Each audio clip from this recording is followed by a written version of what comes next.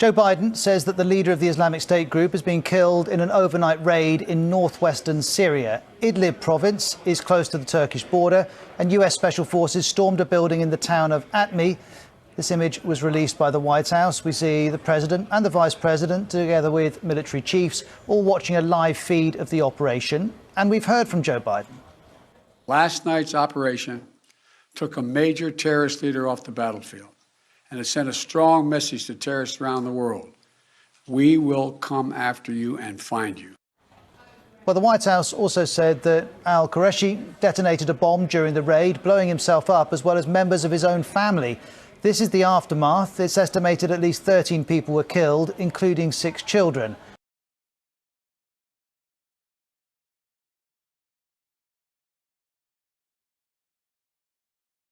It's being viewed as a retaliatory move.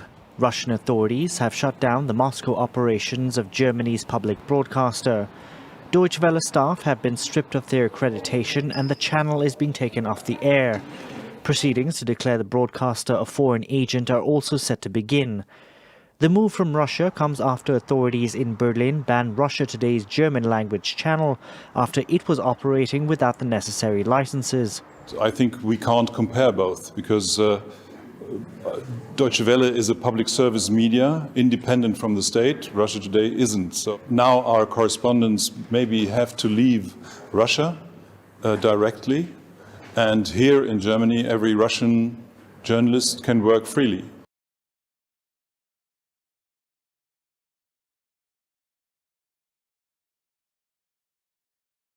Russia has amassed about 30,000 combat troops and modern weapons to Belarus over the past several days. It's Moscow's biggest military deployment to the country since the Cold War. Special forces, operations, fighter jets, missiles and air defence systems are some of the weapons that are being transported. The military capabilities will be combined with Russia's annual nuclear forces exercise, expected to take place this month. NATO is considering the deployment of additional battle groups to the southeast as well. The Secretary-General Jens Stoltenberg claims Russia will pay a heavy price if further aggression continues.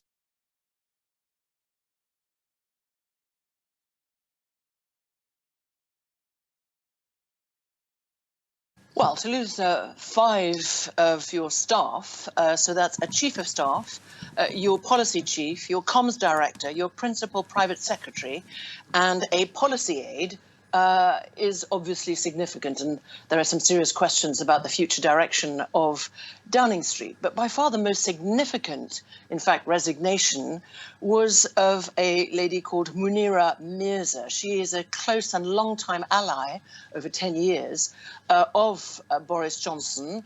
So since he's been mayor of London and now prime minister, she resigned over something very serious, and that is over the prime minister's false claim that the leader of the Labour Party, Sir Keir Starmer, had failed to prosecute a serial sex offender, Jimmy Savile.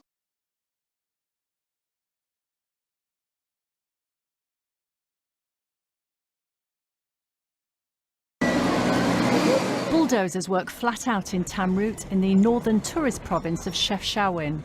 They're racing to dig a hole alongside a shaft of a 32-metre well. Waiting at the bottom is 5-year-old Ryan. He fell in on Tuesday evening. He was playing whilst his father was repairing the well. The closer we get, the hole gets more narrow and hard to pass through, which makes it very hard to save the child through volunteers. This is why we had to come up with another technique, which is digging. Rescuers have been able to send oxygen and water to Ryan through pipes. It's a tricky, painstaking manoeuvre. It's a long way down and the diameter of the well is less than 45 centimetres.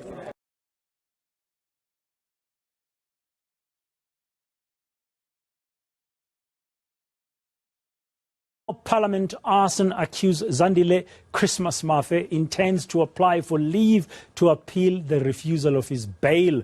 The Cape Town Regional Court today said it didn't find exceptional circumstances to free him.